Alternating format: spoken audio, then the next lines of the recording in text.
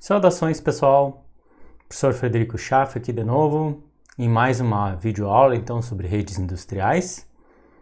Na videoaula de hoje então vamos ver sobre a camada de transporte e de seção do modelo ISOASI. Vamos lá então. Então a camada de transporte é a camada 4 do modelo de referência ISOASI. Como vocês podem ver aqui nesse diagrama, então, ela lida com o que a gente chama de segmento de dados, ou segmentos. Esses segmentos são entregues, então, para a camada de rede, que colocam esses segmentos dentro de pacotes. Os pacotes são colocados dentro de quadros e enviados, então, pela camada física. Ok? Vamos lá, seguindo. Então, o serviço principal da camada de transporte é proporcionar confiabilidade fim a fim para aplicações. Então, destino, origem e destino. Então, um serviço de transporte confiável entre aplicações, para aplicações, melhor dizendo, com fim a fim. Então, Então, proporciona serviço de confiabilidade, controle de fluxo e multiplicação a processos para a camada de aplicações. A implementação, isso, se dá então ou por hardware ou por software. E quem executa esse serviço de transporte é chamado de entidade de transporte. Esta entidade de transporte, então, pode estar, sendo executado, na verdade, por o que a gente chama de NIC, controlador de interface de rede, do inglês Network Interface Controller, uma biblioteca, ou um driver, na verdade, do sistema operacional, um módulo do kernel do sistema operacional, ou até um aplicativo do próprio usuário. Bom, então o que a camada de transporte visa oferecer é um serviço de confiabilidade fim a fim, independente de onde esse fim está. Então, se a camada de rede proporciona uma maneira do nodo 1 enxergar o nodo 3 ou qualquer outro nodo na rede, independente de quantos saltos são, a camada de transporte vai oferecer um serviço confiável de conexão virtual, que a gente chama. Então, fim a fim. É bastante comum a gente encontrar serviços peer-to-peer, que a gente chama, P2P, na internet. Era bastante comum encontrar esse nome, naqueles softwares de gerência de compartilhamento de arquivos, Antigamente tinha Napster, depois surgiu outros, aí veio o Emule, então no Emule aparecia inclusive essas conexões P2P, daí depois apareceu Torrent, também faz isso, e agora acho que tem um outro, até que eu nem conheço direito, mas tem um outro método aí para conexões ponto a ponto para compartilhamento de arquivos. Então todos eles se valem desses serviços de transporte para conexões entre múltiplos hosts, que são chamados peers para esse tipo de serviço, ok? Então a camada de transporte cria esse caminho virtual confiável entre esses peers, que são os hosts envolvidos na comunicação, ponto a ponto. Então, um para um, nem que seja, isso é virtual, porque não necessariamente tem um nodo conectado ao outro fisicamente, então é virtualmente que a gente chama isso, Então, através dos serviços de rede que a gente viu na camada de rede, ok? Bom, novamente vem à tona modelos de conexão aqui para a camada de transporte, porque a gente vai ter esses serviços peer-to-peer, E existem dois tipos básicos de serviços de transporte. Os chamáveis confiáveis, que geralmente é o carro-chefe da camada de transporte, serviços confiáveis, e os não confiáveis, tá? Que transportam segmentos também, só que sem confiabilidade. Tá? O endereçamento e o controle de fluxo também são semelhantes à camada de rede. Tá? Então, existe bastante semelhança entre a camada de transporte e a camada de rede. E aí surge a pergunta, então. Por que existe, então, a camada de transporte se ele é tão semelhante à camada de rede? Aqui tem um diagrama que mostra, então, tá, o que a camada de transporte faz, né? E vocês podem ver que, se vocês forem ver na videoaula da camada de rede, né, tá, muitas das coisas envolvidas aqui é semelhante. Então, inclusive, o desenho aqui que eu coloquei é praticamente igual. Tá? Então, eu tenho lá um host participando de uma rede local aqui, outros hosts participando de outras redes locais, como vocês podem ver aqui, e digamos que o host verde queira fazer uma comunicação com o host vermelho aqui. Tá? Eles estão em sub-redes diferentes, sub-redes locais diferentes, interconectadas por digamos assim, roteadores desconhecidos. Tá? Então, porque geralmente os usuários não sabem lá quantos roteadores tem no caminho, né, que faz essa interconexão, que nem está colocado em azul aqui, tá? Então, se vocês forem pensar, bom, a camada de rede supre uma maneira de entregar pacotes entre os dispositivos aqui envolvidos, verde e vermelho. E a camada de transporte visa ter um serviço confiável de entrega de segmentos de dados entre esses dispositivos. Ou seja, o código de transporte funciona exclusivamente nas máquinas, tá? Ou seja, é serviço do próprio dispositivo, tá? Enquanto que o serviço da camada de rede, tá, é de responsabilidade da concessionária ou do provedor da internet, por exemplo. Tá? Então, quando vocês contratam lá uma provedora da internet, a provedora de rede vai dizer, a gente oferece os serviços de rede.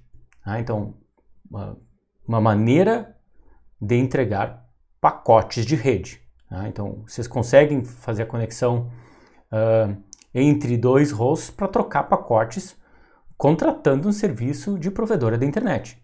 Tá? Agora, a troca de segmentos de dados, aí vai depender dos dispositivos que vocês vão utilizar para essa comunicação. Tá? Então, aí vai depender do dispositivo de origem, obviamente, né?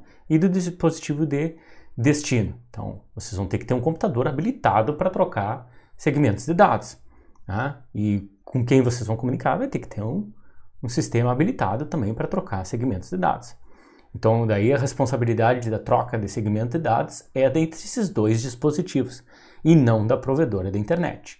Isso que quer dizer. Então, tem uma separação aí, digamos assim, de serviços, tá? Um possibilita troca eficiente, tá? Ou uma maneira de distribuição de pacotes eficientes, tá? Entre dois hosts, tá? E a outra maneira eficiente de trocar segmentos de dados, obviamente, em cima desses pacotes, ok? São duas coisas diferentes, um serviço montado em cima do outro. Ou seja, a camada de transporte visa suprir serviços que tornem as camadas superiores, tá? Acima dela, então, né, da camada de transporte, seria a camada de seção, a camada de apresentação e de aplicação, né, do modelo de OSI, tá? Imunes à tecnologia e às imperfeições da subrede. Tá? Então, independente do que a provedora tem lá, da internet de vocês tem de imperfeições na rede, tá? Se um roteador X falhou, tem um caminho alternativo, isso não importa para o usuário, geralmente. E aí não importa também para as aplicações. Tá? A camada de rede vai ter que funcionar, tá? E em cima desse serviço, que pode ser imperfeito da camada de rede, vai ter que ser criado um serviço confiável para troca de segmentos de dados. É isso que a camada de transporte faz. Ok? Então, a ideia é dar confiabilidade a serviços de rede que não são confiáveis, tá? Devido a imperfeições como a perda de pacotes, etc., que pode acontecer. Aí que a gente viu que dependendo do algoritmo de roteamento, né, da camada de rede, né, isso pode ocorrer muito frequentemente. Tá? Por essa razão também, tá, que as camadas 1 a 4 do modelo SWOS, né, então englobando ali a camada física, enlace de dados, rede e de transporte, são chamadas de camadas provedoras de serviços de transporte, enquanto que as camadas acima da 4, né, então 4, 5, 5, 6 e 7, seriam consideradas usuárias, então que fazem uso, né, dos serviços de transporte. Ok? Bom, seguindo aqui. Tá? Então, parte importante da gente entender os serviços de transporte é entender a entidade de transporte. Tá? E aqui está uma representação em termos de diagrama, né, tá? Do que é a entidade de transporte. Tá? Vocês veem aqui, então, especificamente, né, montado, então, os serviços da camada de rede. Vou colocado camada de rede aqui. Os serviços da camada de transporte, acima da de rede, obviamente, né? E os serviços que fazem uso da camada de transporte, que estão colocados aqui como camada de aplicação ou de seção. Tá? E aí o que a camada de transporte faz, representada aqui pela entidade de transporte, tá? Vincula um serviço de transporte atrelado a um endereço de transporte que faz uso do endereço de rede. Tá? Ou seja, então, em cima do serviço da camada de rede, supre um serviço de transporte, tá? Vinculado a um endereço de transporte para a camada de aplicação. Tá? Pode ser de seção também, tá? Então, aqui eu coloquei isso só um lado, né? Então vocês veem, obviamente, o host 1 aqui, mas obviamente que a conexão é peer-to-peer, como eu havia comentado antes, né? Conexão virtual entre dois hosts. Então tem o host 1 aqui se comunicando com o host 2. Tá? Virtualmente há uma conexão, tá, entre as entidades de transporte, independente aqui, tá, de como que é a conexão lógica proporcionada pela camada de rede. Tá? Isso é serviço da camada de rede. Tá? Então, em cima dessa conexão lógica que a camada de rede proporciona, tá, a gente tem uma entidade de transporte fazendo uso desse endereçamento lógico, tá, e suprindo serviços, então, para as camadas acima. Então, a entidade de transporte aqui que faz o vínculo entre os segmentos de dados, também chamados de TPDU, tá? Transport Protocol Data Unit, tá? Então, unidade de dados do protocolo de transporte, ok? Então, esses segmentos de transportes, ou TPDU, tá? Eles são aninhados, ou muitas vezes chamado também de encapsulado, tá? Dentro de outros serviços das camadas inferiores, né? Então, como eu comentei com vocês, né? O que a camada de transporte lida são os segmentos de dados. Esses segmentos de dados, obviamente, têm um cabeçalho, né? Tá? Relativo aos serviços de transporte. Então, isso aqui vira uma informação, tá? Que é o segmento de dados. Esse segmento de dados é encapsulado ou aninhado, tá, ao pacote de rede. Tá? Então, lá no campo de dados do pacote de rede, né, vai ser colocado o segmento de transporte, que é formado então pelo cabeçalho do segmento e pelo payload, tá? Então a carga útil do segmento, tá? E, bom, obviamente vai ter serviços de rede no pacote, né? E essas informações do serviço estão no cabeçalho do pacote. Por sua vez, esse pacote, para ser enviado, tá, ele é colocado dentro do quadro, tá? E por consequência, tá, esse alinhamento é dentro do payload do quadro. Tá? Então isso aqui é colocado dentro do payload do quadro, que por sua vez também tem um cabeçalho, né? E pode ter um footer, né? Como eu falei para vocês antes também. Tá? Então, só para vocês terem uma ideia que tem esse alinhamento. Tá? Então, apesar de parecer que está lidando com tipos de dados separados, né? Um está dentro do outro. Tá? Então, não tem como a gente enviar um segmento de dados sem enviar um pacote. E não tem como enviar um pacote sem enviar um quadro. Tá? Então, um está dentro do outro. Tá? Então, o segmento está dentro do pacote, o pacote está dentro do quadro. Tá? É sempre essa a ideia. Tá? Como a gente viu, né? Tá? Então,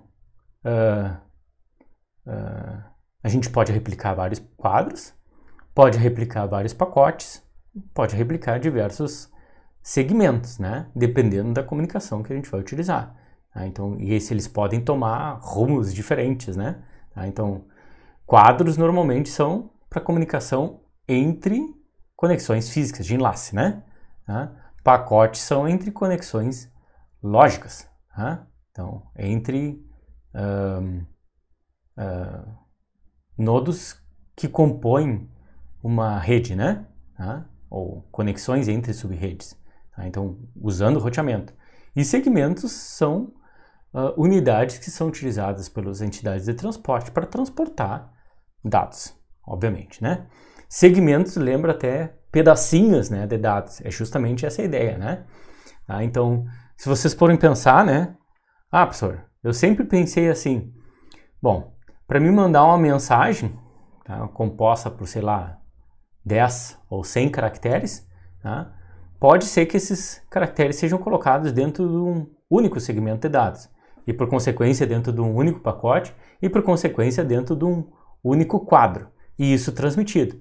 Mas se eu vou transmitir 100 gigabytes, tá, que nem eu, sei lá, vou baixar um filme aqui com qualidade super ninja lá, tá, ou então vou acessar um serviço da Netflix, vou ver um filme inteiro. Como é que a Netflix manda para o meu computador, para minha TV, para o meu celular, tá, um filme inteiro? Tá? Bom, ele manda pedacinhos por vez. Tá? Esses pedacinhos são segmentos, obviamente, né? Então eu uso lá um pedacinho, vai de uma vez. Aí, se eu quero ver um próximo pedacinho, mais um segmento, e assim por diante. Fica enviando constantemente vários pedacinhos, tá? Até completar os 100 gigabytes, digamos assim, de informações do filme. Ok? Só para vocês terem uma ideia. Então, não é um único quadro que vai transportar um único pacote que vai transportar um único segmento de dados, tá, que contém todo o filme. Não, vários pedacinhos. Esses pedacinhos são enviados todos separados. Ok?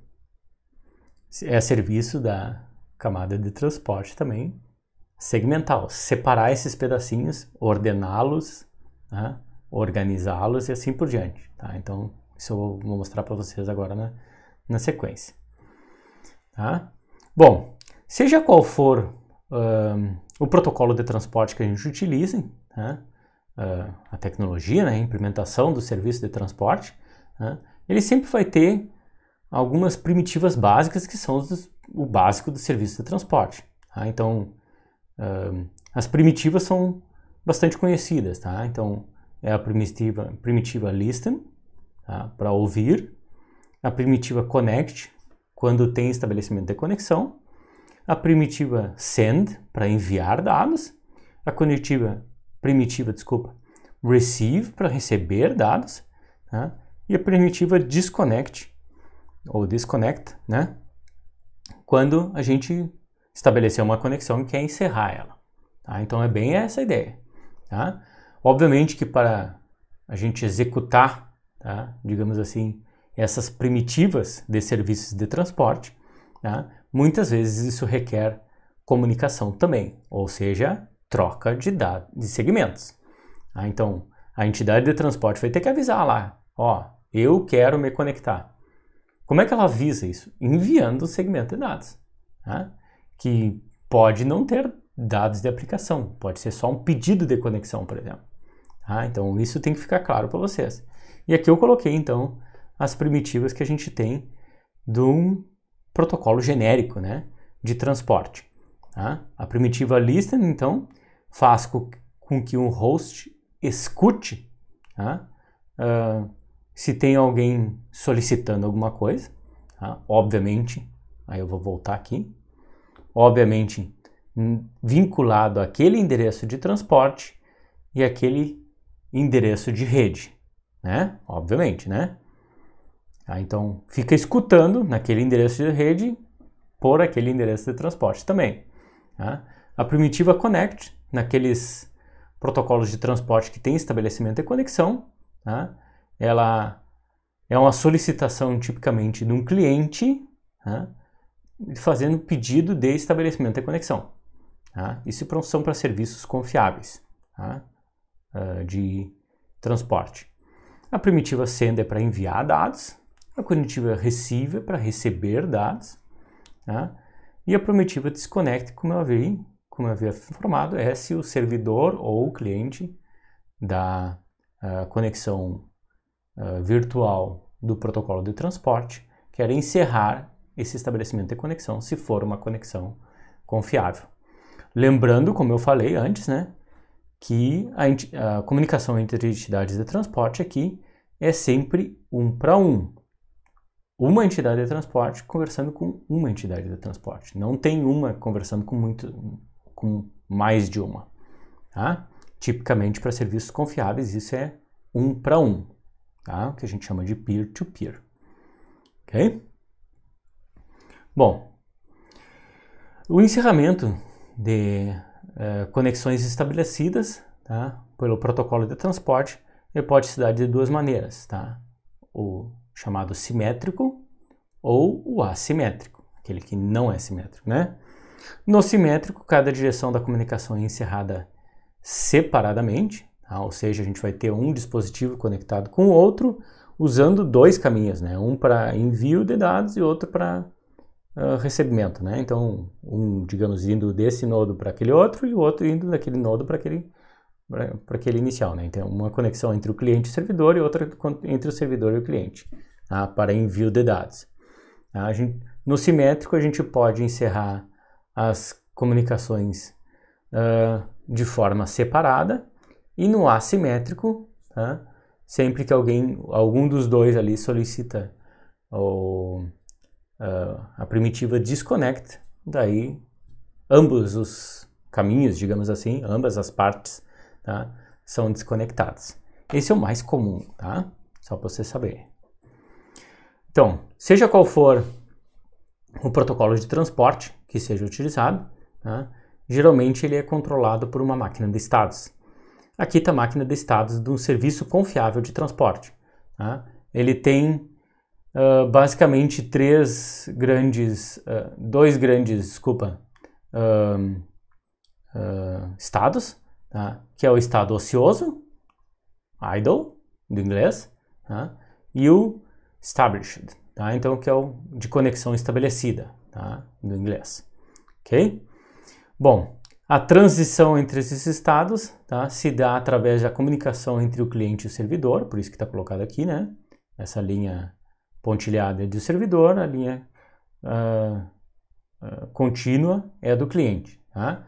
Então, se o cliente envia lá uma solicitação de conexão, tá? Ele fica aguardando lá o recebimento, né, de um aceite, tá, do servidor, tá, para ir para o estado de conexão estabelecida. Enquanto ele não receber esse aceite, ele fica num estado intermediário que é chamado de Active Establishment Pending. Isso, o cliente. Tá? O servidor, por sua vez, ele fica, quando ele está no estado idle, ele fica escutando, né, para ver se alguém pede uma conexão. No momento que alguém pede uma conexão, tá? Ele vai para o estado Passive Establishment Pending, tá? E ele fica nesse estado até que o cliente confirme que recebeu Esse aqui é estranho, tá? Mas é assim mesmo. Até que o cliente confirme que recebeu confirmação do servidor para estabelecimento da conexão. Tá? Então, na prática é assim, é o que a gente chama de three-way handshake, tá? Então, é um aperto de mãos, tá, em 3 vias, tá? O cliente pede a conexão, o servidor recebe, o servidor confirma, tá, que recebeu o pedido de conexão, tá? E aí o servidor fica esperando, tá, para que o cliente confirme que recebeu a confirmação de estabelecimento da conexão. No momento que o cliente confirma isso, aí sim, ambos, tá, tanto o cliente quanto o servidor, vão para o estado de conexão estabelecida. E no estado de conexão estabelecida, aí sim eles podem trocar dados através das primitivas send e receive, tá? Tanto o cliente quanto o servidor. Tá? Eles ficam nesse estado de conexão estabelecida até que algum deles, tá, peça a solicitação de desconexão. Tá? Então, o disconnect, né? Tá? No momento que tem o disconnect, obviamente, também tem uma confirmação. Tá? E se os dispositivos lá confirmarem que receberam o pedido de desconexão, tá? Se for confirmado, aí ambos vão para o estado idle, tá? Ocioso de novo. Tá? Esse pedido, né, obviamente, também tem uma validade, né? Ele não fica eterno, né, esperando a confirmação. Se em algum momento parar de trocar dados, tá, e o cliente não confirmar que recebeu o pedido de desconexão, tá, aí ele vai para o estado idle sem o recebimento da confirmação do cliente. Tá? Mas só para vocês saberem que existe, então, essa máquina de estados aqui para um protocolo de transporte, para um serviço confiável. Tá? Bom, que protocolos que utilizam serviço de transporte? Tá? Qual é um exemplo de implementação de serviço de transporte? Ah, professor, eu estou programando aqui um software, né? E eu vi ali que na programação do software a gente pode utilizar um serviço de transporte através de uma biblioteca ou através de uma própria implementação, tá, do sistema operacional, uma biblioteca então de programação, tá, para implementar um serviço de transporte. Qual é um exemplo disso? Um exemplo clássico é as sockets. Tá? Não sei se vocês já ouviram falar. Tá? Sockets traduzido para o português, fica horrível o nome, né? Mas fica sockets. Tá? E aí existem vários tipos de sockets. Tá? Existe a sockets POSIX, Berkeley, WinSock de Windows, né? Tá? Assim como muitas outras. Mas essas três aqui são as mais conhecidas. Tá? E essas sockets, né, tá, possuem as seguintes primitivas. Então vai ter o listen lá, vai ter o connect, vai ter o send e o receive, tá? E vai ter o disconnect, que aqui é chamado de close. Tá? E pode ter outras de acordo com a biblioteca. Tá? No caso aqui tem socket, tá? Que é para criar a socket, o bind, que é para anexar então um endereço local a uma socket, endereço local de transporte, tá, pessoal? E o accept, tá? Que é mais ou menos como o servidor aceitando o pedido de conexão do cliente. Tá? Então, se vocês forem ver as primitivas, então são socket, bind, listen, accept, connect, send, receive e close. Tá? Então, seja qual for a implementação de sockets que vocês pegavam, vai ter essas primitivas. Tá? Socket, a primitiva socket, cria uma socket, obviamente, né, para o uso da aplicação.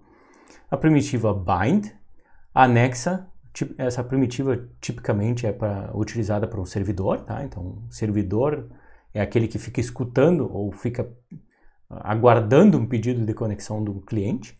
Tá? Essa primitiva bind é tipicamente de um servidor. Tá? Ela anexa o endereço de transporte para o uso da aplicação servidora.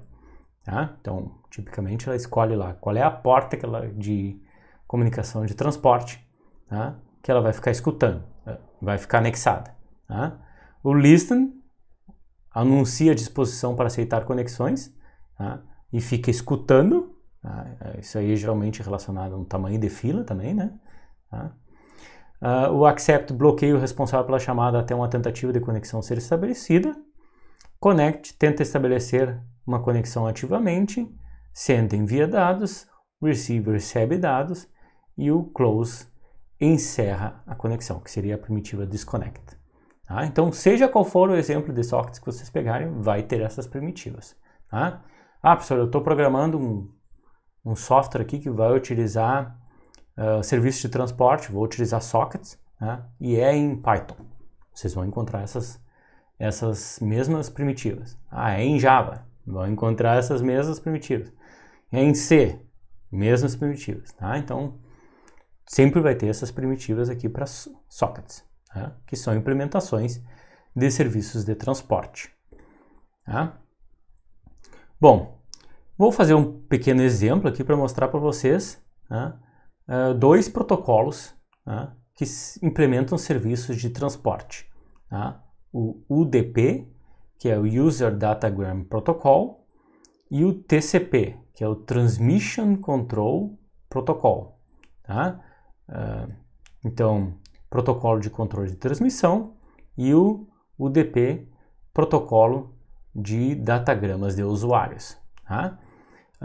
O legal de fazer esse confrontamento é porque, tipicamente, o UDP é um serviço de transporte não confiável. Tá? Na prática, ele não tem estabelecimento de conexão. É como se fosse aquele modelo connectionless que eu comentei antes. Tá?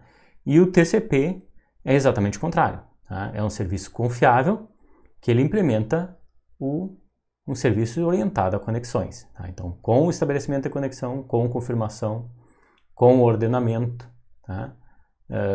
E com controle de fluxo, né, dos segmentos. Tá? Então, são serviços de transporte confiáveis versus serviços não confiáveis. Tá?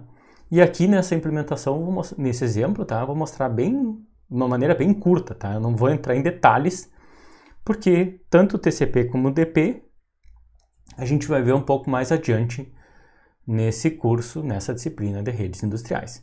Tá? Os exemplos que eu vou mostrar são utilizando a linguagem de programação Java, e são dois exemplos que vocês encontram na internet. Tá? O exemplo do TCP é o knock knock, tá? Do inglês bate, né? Que seria como se fosse uma piadinha de bater na porta. Tá? E o datagram é um mais simples ainda, né? Que não tem nada nem de piadinha, só uma mensagem sendo enviada para o servidor e o servidor replicando a mesma mensagem de volta para o cliente. Tá? Então, vou tentar mostrar aqui para vocês. Vamos lá. Tá? Então, eu vou utilizar aqui para demonstrar para vocês um projeto que eu tenho, que é o Java Sockets. Tá? Nesse Java Sockets, tá? Eu tenho alguns programas aqui. Tá? Vou começar com o UDP, que é o mais simples, tá? E vou fazer a demonstração no meu computador mesmo. Tá? Então, na prática, eu vou dizer que tanto o servidor quanto o cliente estão no meu computador. Pode isso, professor? Pode. Tá? Eu vou ter um endereço, tá, de transporte para a aplicação servidora e outro endereço de transporte para a aplicação cliente. Tá? Ambos estão no meu computador, ou seja, os dois vão usar o endereçamento de IP local do meu computador. Tá? Por isso que vocês vão encontrar esse 127.0.0.1. Tá? Bom, primeira coisa que eu quero demonstrar para vocês, e aqui eu não vou comentar muito o código, tá? Eu vou fazer mais rápido. Vou só mostrar para vocês que tem as primitivas. Tá? Então, aqui a primitiva socket, como eu havia comentado, aqui é chamado de datagram socket no Java, tá? Para sockets do tipo UDP. Tá? Primitiva receive, vocês podem ver aqui, né? Tá? E primitiva send. Tá? Isso aqui é a implementação no UDP, tá dessa forma. Tá? Então, para mim executar isso aqui, eu só vou clicar com o botão direito aqui e mandar executar esse... Opa! Eu já estava rodando, né? Então, isso é uma das coisas interessantes que vê, tá? Então, o meu computador aqui, obviamente, tem uma entidade de transporte que gerencia, né, tá, os serviços de transporte. E aí, se eu tenho um servidor que ele está anexado a uma porta, tá? Nesse caso aqui, a porta que está configurada é a 9876, tá? Se eu tenho um servidor que ele já está ouvindo nessa porta, o DP, tá? Eu simplesmente, quando eu rodo de novo, para usar a mesma porta, ele vai dizer, opa, a porta está em uso, a porta está ocupada, como vocês podem ver aqui, tá? Então, só para demonstrar para vocês, eu vou encerrar os dois aqui, tá? Que ele já estava rodando sem querer, eu deixei rodando um servidor, encerrei os dois e agora sim eu vou rodar um que vai utilizar a porta 9876, tá? Ele tá, então, ele fez o bind aqui na porta 9876, essa aplicação servidora. E o que ele fica fazendo? Ele fica escutando ou esperando por um segmento ou um datagrama de um cliente, tá? Aí eu tenho uma aplicação cliente aqui que ela faz exatamente praticamente a mesma coisa, tá? Só que em vez dela escutar, ela vai enviar um datagrama, tá? Para um servidor identificado. Tá? Ou seja, é o servidor que está escutando na porta 9876. Tá? Vocês podem ver aqui, server port 9876, e eu uso depois esta porta, tá? Para enviar. Deixa eu só mostrar aqui exatamente onde que eu envio pela porta.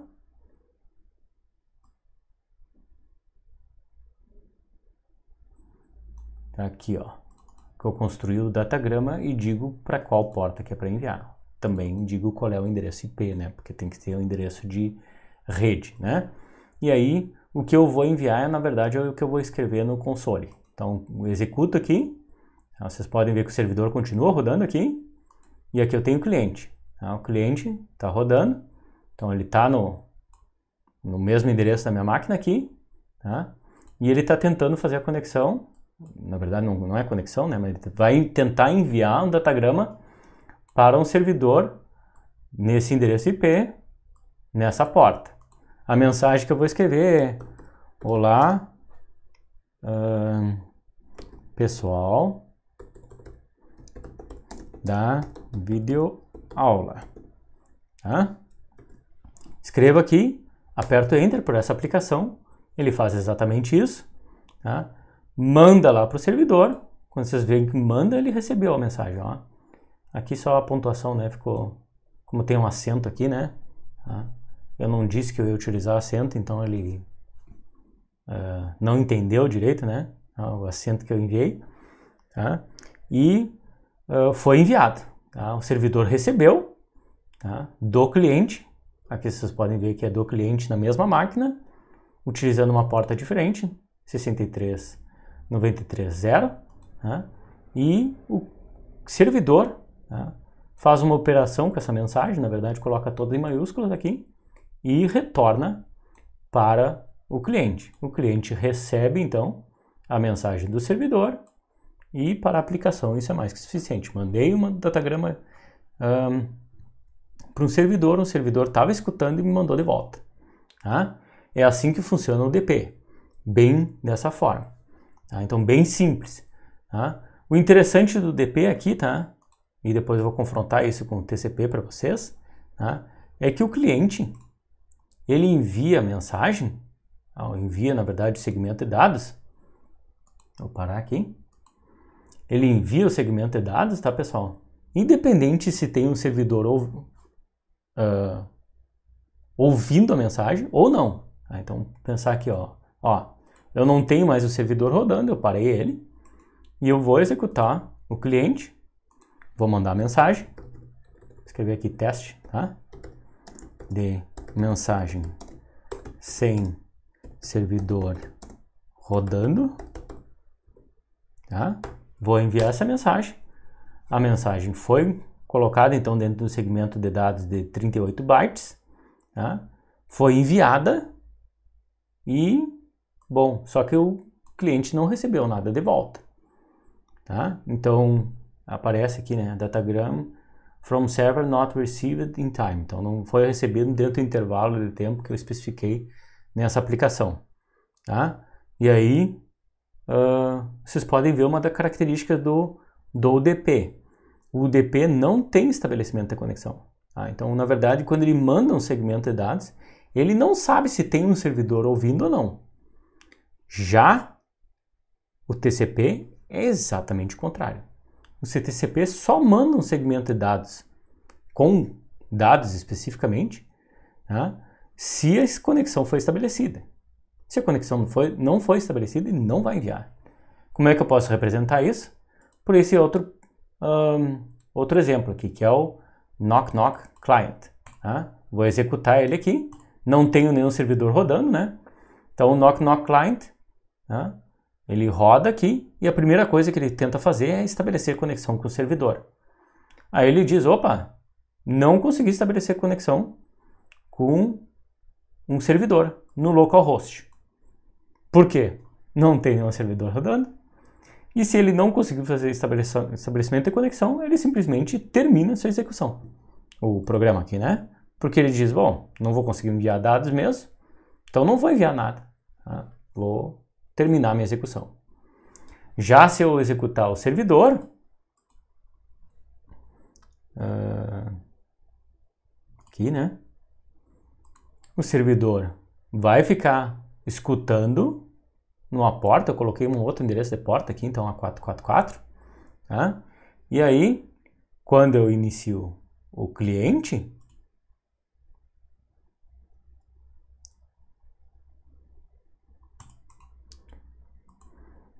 aí sim, aí é a conexão. Tá? No caso aqui, uma vez que o cliente estabeleceu conexão com o servidor, a primeira coisa que acontece é o servidor manda uma mensagem lá, que é o knock knock. É uma brincadeira. Tá? E aí o que o cliente tem que fazer? Tá?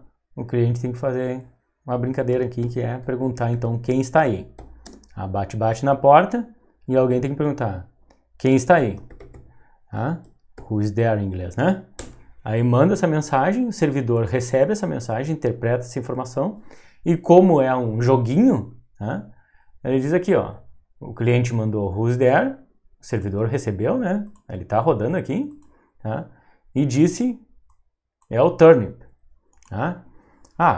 Professor, isso aqui não faz muito sentido para mim. Que turnip, tá? Que brincadeira é essa? Tá? Esse knock knock é o equivalente à brincadeirinha que se faz aqui no Brasil, né? Que é bate na porta e alguém diz, quem é que tá aí? E aí a outra pessoa diz, é o Mário. E aí você sabe toda a brincadeira, né? Que Mário? E aí tem a piadinha, aquela que vocês conhecem. Tá? É exatamente a ideia aqui desse exemplo do knock knock. Só que lá é com a brincadeira em inglês, né? Então, aqui se eu seguir a brincadeira, turnip who? Ele diz, turnip hip, it's cold in here. Want another? Quer brincar de novo? Aí se eu colocar não, simplesmente o servidor, o cliente manda essa informação dizendo que não quer mais brincar, o servidor recebe essa informação e encerra a conexão, o estabelecimento da conexão. E aí, por consequência, tanto o cliente quanto o servidor não conseguem mais mandar nada um para o outro. Tem que estabelecer conexão de novo para depois mandar. Tá? Então, eu fiz uma demonstração rápida aqui, tá? Mas só para mostrar para vocês que existem essas duas possibilidades, tanto do UDP quanto do TCP para serviços de transporte, e que um é confiável e o outro não confiável. Tá? Mais sobre isso, tá? Como eu falei, eu vou explicar mais para frente. Certo? Então, vamos lá. Seguindo aqui, né? Existem 5 classes de protocolo de transporte, isso teórico, tá? Então aqui o TP0, TP1, TP2, TP3 e TP4. Tá? De acordo com a escolha de um desses 5 aqui, eles incluem características do serviço de transporte relativas a, então, se a rede é orientada a conexões. Vocês podem ver aqui que todos esses aqui permitem, então, serviços orientados a conexões. Tá? Não são todos que permitem serviços sem conexão, então connectionless, é só o TP4. Tá? Concatenação e separação, tá? Só o TP0 não permite, os outros permitem. Segmentação e ordenamento, todos permitem. Recuperação de erro, tá? O TP0 não e os outros permitem. Reinício de conexão, aqui fica meio variado, né? TP0 não, TP1 sim, TP2 não, TP3 sim e o TP4 não. Tá? Multiplexação, tá?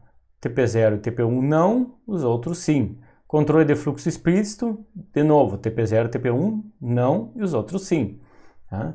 Retransmissão com timeout, só o TP4. Tá?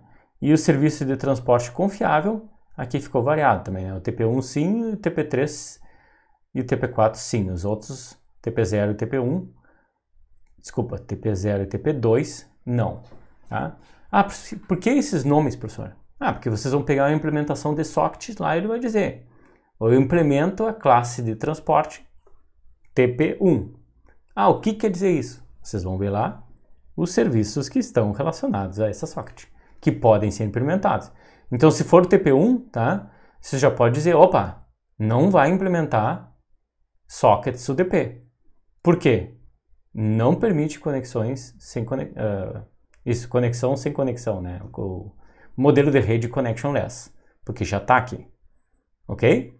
Então, é importante vocês saberem que existe, então, essas 5 classes de transporte, certo? Bom, pessoal, como eu falei, né, a gente vai ver mais, então, sobre o TCP, que é uma implementação clássica do serviço de transporte, tá?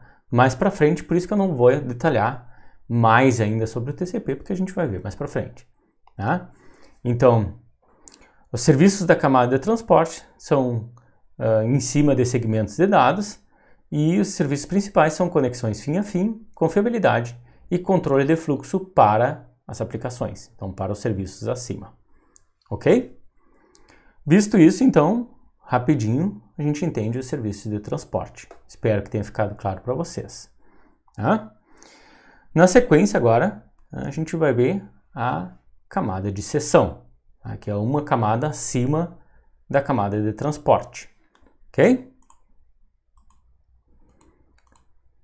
Então, como eu falei, a camada de seção, tá, já lida com dados de aplicação, dados da seção em si. Tá? Esses dados da seção, obviamente, são encapsulados dentro de segmentos de transporte quando vai para o processo de envio, né? E quando chegam do processo de recebimento, eles são retirados, desencapsulados dentro de segmentos de transporte. Ok? Bom, a camada de seção, tá, permite que usuários de diferentes máquinas estabeleçam o que a gente chama de seções entre si. Tá? Cada seção oferece vários tipos de serviço. Tá? Aí estão colocados, então, controle de diálogo, que é quem transmite a cada momento dentro da seção, tá? Usando, obviamente, a conexão de transporte. Tá? Como é que está o gerenciamento de token da seção, que é tipicamente esse controle vinculado, esse controle de diálogo também. Tá? E sincronização, verificação periódica de transmissão para permitir que continuem no ponto que pararam. Tá? É bastante comum isso se ter numa seção. Tá? Os serviços básicos da camada de seção são autenticação. Você já deve ter visto alguma vez vocês acessando um site lá, ou então até a plataforma de ensino da UFSM, né? Acessei o Moodle aqui, deixei aberto no meu navegador web, tá? Deixei lá por 2 horas, depois fui tentar navegar e ele me disse, a sessão foi expirada. O que é isso? Tá? Na sessão vocês têm autenticação, que é a identificação de quem vocês são. Tá? Então, dizendo lá, eu sou o usuário tal, minha senha tal. Isso é autenticação. Tá? E aí isso é válido por um tempo. Tá? Não é infinito. Tá? É válido por um tempo. Que tempo é esse? É o tempo de uso da sessão. Tá? Depois que passou esse tempo, é o que a gente chama de expirou o tempo de sessão. É um nome esquisito, né? Mas é bem assim, vem do inglês, né? Expired. Tá? Session expired. No caso daí, expirou tudo que a sessão estava gerenciando. Tá? Que possivelmente, então, é a identificação do usuário, as permissões, tá? E assim por diante. as permissões do usuário dentro daquele ambiente e tal. Tá? Também tem restauração, que a gente chama de checkpointing e recuperação, tá? De sessão, esse é um serviço da camada de sessão. E implementações clássicas da camada de sessão usam então, que a gente chama de... é bastante comum, tá? Citei isso. Fazer a sincronia entre som e vídeo em videoconferências é um serviço da camada de sessão. E evitar a sobreposição de quadros, o que a gente chama de overlap, e transições de quadros suaves, na TV online também é um serviço da camada de sessão. Tá? Vocês devem ter visto, né? Então, se vocês acessam um serviço de streaming aí, né? Multimídia, né? Áudio e vídeo, né?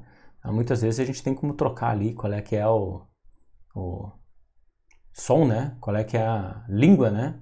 Que a gente quer ouvir daquele serviço de streaming. Quero ouvir em português, quero ouvir em inglês, quero ouvir em alemão, sei lá. Tá?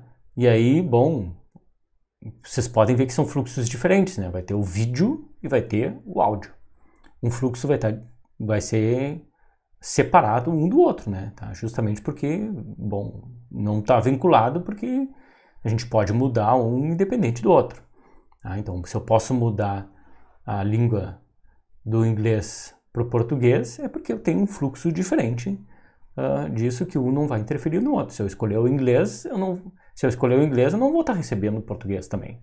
Tá? Então, eu vou receber só o inglês. E se eu receber o português, eu não vou estar recebendo inglês, mas ele vai estar sincronizado com o abrir e fechar ali da boca, pelo menos, dos personagens, né? Do vídeo, né? Às vezes não está bem sincronizado, né? Porque troca a língua, né? Mas a ideia é que seja mais ou menos sincronizado. Alguém falou lá, de acordo com a dublagem, né? Tem que movimentar a boca. Tá? Então, permitir que esses fluxos diferentes, áudio e vídeo, estejam sincronizados, tá? É um serviço de sessão, tá? Já que a gente vai ter fluxos diferentes. Então, vai estar, digamos assim, vou estar recebendo segmentos de transporte com o vídeo e segmentos de transporte com o áudio. Tá? Se eu receber eles em intervalos separados, de alguma forma eu vou ter que sincronizar eles para que não atrapalhe quem está recebendo. Tá? Nem que seja, vou dizer, opa, espera aí que tem que carregar o buffer porque eu não recebi desincronizado. Isso é bastante comum, tá? Em serviços desse tipo. Ok? E, obviamente, tá? Então, isso é um serviço da camada de sessão. Bom, alguns protocolos comuns que implementam esses serviços de sessão estão colocados aqui. O ADSP, ASP, SH.245, que é o Call Control Protocol for Multimedia Communication. Tá? Isso é bastante comum. Tá? É um codec, tá? de multimídia, né? Tá? Que implementa serviços de sessão. ISO-XP, ISNS, L2F, L2TP, NetBIOS. Professor, eu tinha um computador antigo lá que quando eu ligava o computador ele dizia booting NetBIOS. O que quer dizer isso? NetBIOS está para Network Basic Input Output System. É como se fosse utilizar um recurso da rede para entrada e saída. Então, como se fosse um disco da rede, como se fosse um CD-ROM que estivesse acessível pela rede e assim por diante. Então, essa é uma forma da gente ter um recurso que não está no computador, está sendo utilizado pela rede. Um serviço de sessão. Isso. SDP, Sockets Direct Protocol, PAP, Password Authentication Protocol. Professor, isso aí tem lá nos conexões de Wi-Fi, com autenticação. Usa PAP. É realmente isso, né? Um serviço de autenticação, logo tem um protocolo. PPTP, RPC, Remote Procedure Call Protocol, então protocolo de chamadas de procedimentos remotos. Depois eu vou comentar um pouquinho sobre isso. RTCP, Real Time Transport Control Protocol, SMPP, SCP, Session Control Protocol, aí tem especificamente dizendo Session, né? SOCKS, né? E o ZIP. São alguns exemplos de protocolos que implementam serviços de sessão. O NetBIOS, como eu comentei antes, né, que eu coloquei uma captura, né, tá? É comum nos computadores que utilizam recursos distribuídos na rede, tá? Seja esse recurso de disco ou seja recurso de um armazenamento, né, que não seja disco, seja qualquer outro tipo, né, tá? Aí pode utilizar o NetBIOS para o computador ter esse acesso. Tá? Aqui está um exemplo então do uso do NetBIOS. Vocês podem ver especificamente, né, que ele está colocado aqui o NetBIOS como sendo o serviço da camada de sessão, ok? Utilizando esses protocolos aqui, NetBEUE, SPX ou TCP, IPX ou IP. TCP e IP vocês conhecem, né? Então, NetBIOS usando TCP e IP. Utilizando TCP para serviço de transporte e utilizando IP para serviços de rede. Pode isso, professor? Claro, né? Para a gente utilizar um serviço, a gente vai ter que dizer qual que é. Tá? E se a gente quiser um serviço de rede, a gente vai ter que utilizar um protocolo para isso. Ok? Bom, comentei com vocês sobre o RPC, né? Aqui está um exemplo do RPC. O RPC é uma implementação clássica, então, para serviços distribuídos, tá? Web Services, né? Serviços da web, tá? Onde a gente tem uma aplicação que está numa máquina e outra aplicação que está noutra máquina. Tá? Aqui está representado, então, Machine X, ou uma máquina X, e Machine Y, né? Y, que está numa outra máquina. Obviamente, as máquinas aqui estão conectadas pela rede, e aí a máquina X pode ter um programa lá que chama, tá, procedimentos remotos, tá, utilizando o RPC. Esse procedimento remoto é executado, obviamente, na máquina servidora, que é remota, tá? E essa máquina servidora retorna essa informação à máquina cliente, que requisitou, obviamente, essa chamada de procedimento remoto. Tá? O RPC é uma forma de comunicação entre processos que permite que um programa computacional execute uma subrotina ou procedimento em um outro address space. Esse address space geralmente é outro computador, tá? Sem a necessidade de codificar os detalhes dessa interação remota, utilizando, obviamente, um serviço de sessão para isso. Ou seja, o programador escreve o mesmo código, seja sobre rotina local ou remota. Obviamente que tem que utilizar, tá, os serviços abaixo. Então, vou ter que definir qual é que é a porta de transporte e o endereçamento lógico. Isso é óbvio. Tá? O RPC é uma tecnologia popular para a implementação do modelo cliente-servidor, tá, na área de computação distribuída. Tá? Nele, uma chamada de procedimento remoto é iniciada pelo cliente, enviando uma mensagem para o servidor remoto para executar um procedimento específico. Uma resposta, obviamente, é retornada ao cliente, se a comunicação funcionar, né? Ou seja, uma sessão é criada para a chamada ao procedimento remoto. Atualmente utiliza-se a linguagem de marcação XML como linguagem de descrição dessas mensagens, tá? E também como interface. Aqui está um exemplo, né, de uma chamada RPC utilizando o XML. Tá? Então, aqui está a descrição do que é a chamada do cliente e aqui a resposta do servidor. Tá? É assim que é a comunicação RPC. Obviamente que essa troca de XMLs aqui, né, ocorre dentro de uma sessão, né, gerenciada pelo RPC. Tá? Então, o RPC segue todo esse fluxo aqui, né, para troca de mensagens entre uma cliente e um servidor. Vocês podem ver aqui, né, que são 14 passos, né? Então, tudo segue aqui as diferentes implementações, né? Tá?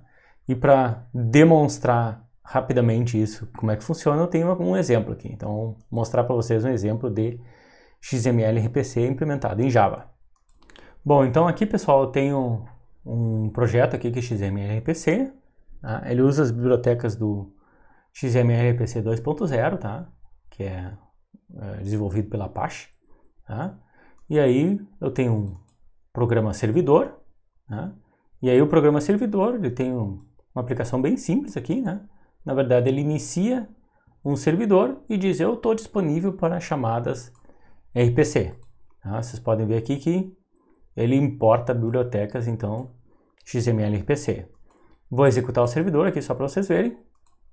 Tá? O servidor sendo executado. Ele tem dois métodos aqui implementados nesse meu servidor, que seriam dois procedimentos. O procedimento principal, que é esse que está em execução, tá? E um procedimento aqui chamado sum, tá? De soma. Tá? O que esse procedimento faz? Bom, ele recebe dois parâmetros, x e y, tá? E soma esses dois valores e retorna para quem solicitou esse procedimento. Tá? A ideia do XML RPC é que eu posso transformar esse procedimento aqui em remoto, ou seja, um cliente pode solicitar a execução desse procedimento, ou no caso aqui no Java, né, desse método. Tá? E aqui eu tenho um cliente, então, o que o cliente faz? Tá?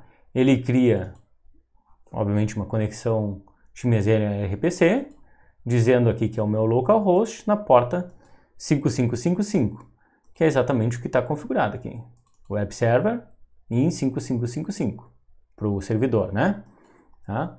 E aí o que ele faz? Bom, eu construo um vetor de parâmetros aqui com dois valores, 17 e 22, do tipo inteiro, tá? E peço a execução desse procedimento remoto. Tá? Qual o procedimento? RPC Sample, tá? Que é o nome do procedimento criado aqui, nome do Web Server criado no servidor RPC, tá? E o procedimento, método na verdade, sum. Passo os dois parâmetros, tá? E vejo o que ele vai me responder. Tá? Na verdade, como é uma soma simples, aqui a gente já sabe, né? 17 mais 22, ele tem que responder, é 39.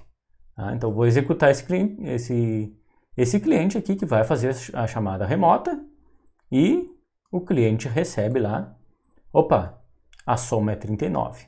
Tá? Vocês podem ver que a execução está sendo feita no servidor. E o cliente pediu o procedimento remoto, a execução do procedimento remoto através do XML RPC. Tá? Isso é uma demonstração bem rápida, tá? Mas só mostra essa ideia de como que funciona uma sessão, ok? Bom, é bastante comum a gente ter sessões, então, gerenciadas em sistemas de videoconferência. Tá? Aqui vocês veem, então, dois servidores de controle, tá? Que trocam diversos fluxos de dados vinculados a uma videoconferência. Então, a gente vai ter lá terminais, né, do usuário A e terminal do usuário B, cada um conectado ao seu servidor, tá?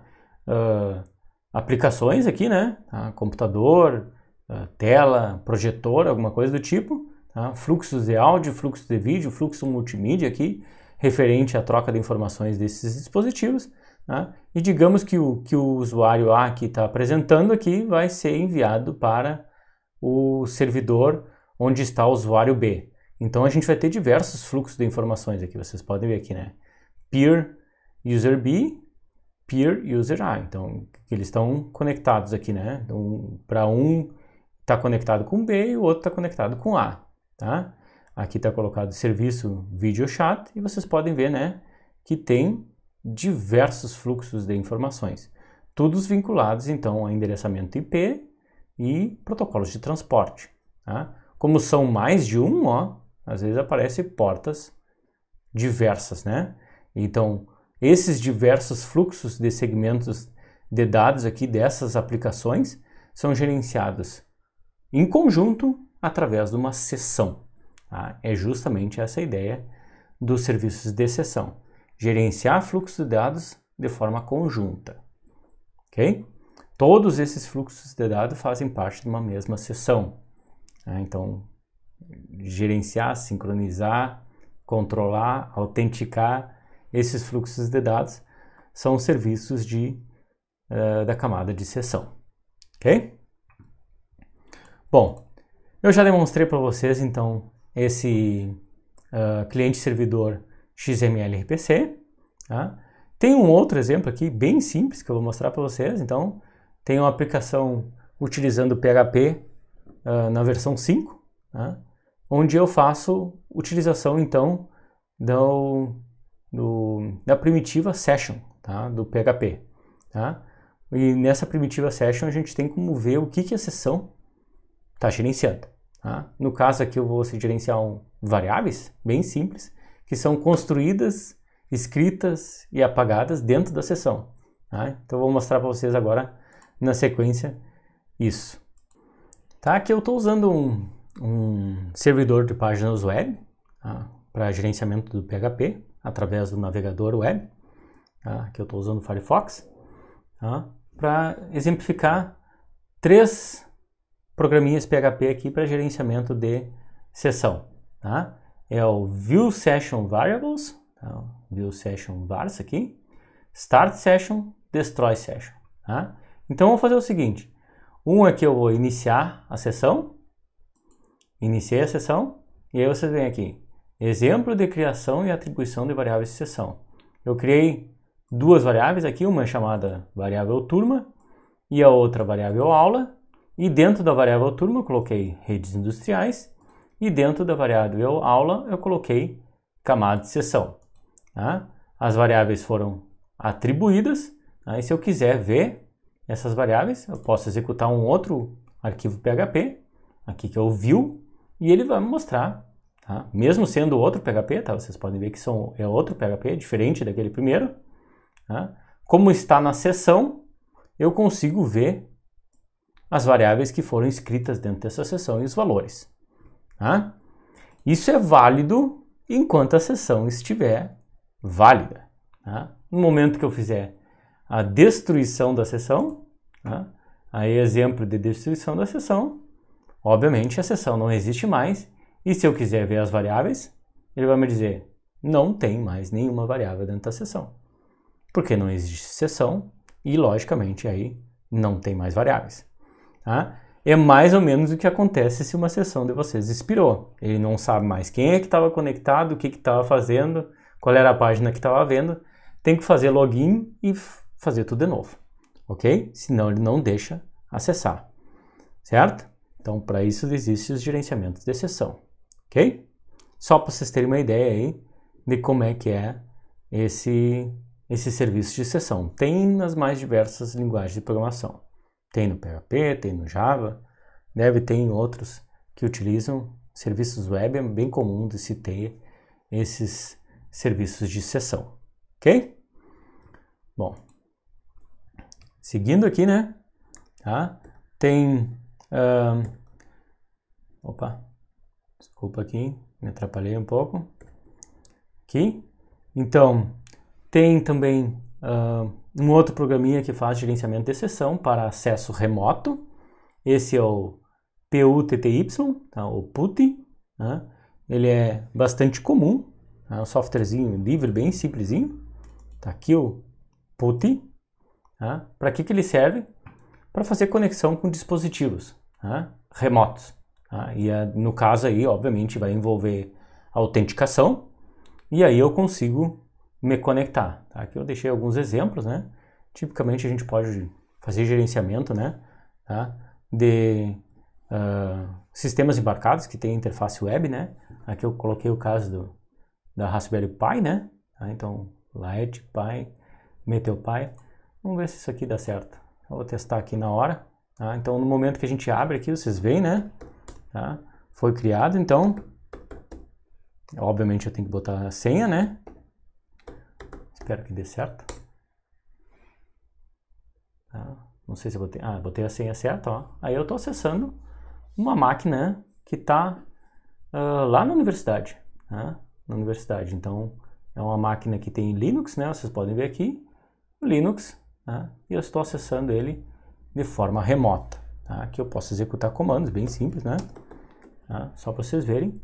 Aí eu consigo fazer o acesso remoto desta máquina através de um software de gerenciamento de sessão, tá? Que é o PUTTY.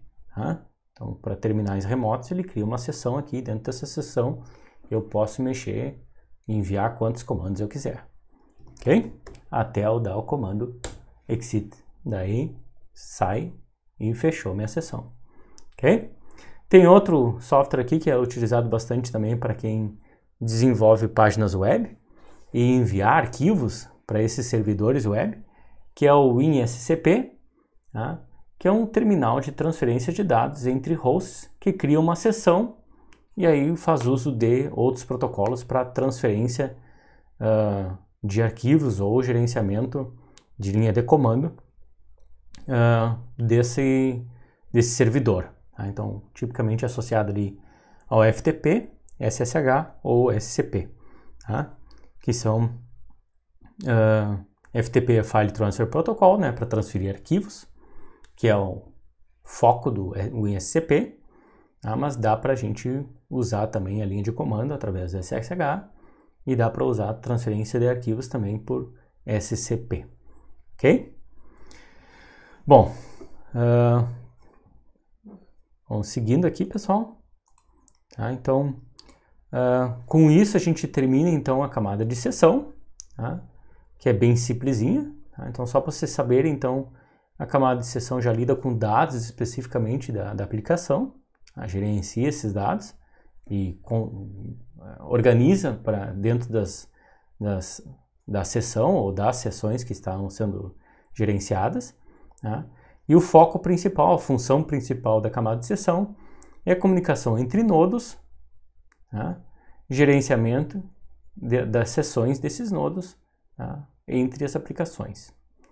Ok? Era isso, pessoal, então, para a videoaula de hoje. Tá? Vai ficar mais claro todos os serviços do Modelize WOZ na próxima videoaula, tá? Quando eu mostrar para vocês, então, os serviços da camada de apresentação e de aplicação, e aí eu vou fazer comparativos com sistemas reais, tá? Demonstrando para vocês o que tem em cada camada, o que cada protocolo está fazendo relativo a determinadas camadas. Tá? Pelo menos 2 exemplos eu vou fazer, tá? Para que fique bem claro isso para vocês, certo? Era isso então, pessoal. Até a próxima videoaula. Um abraço.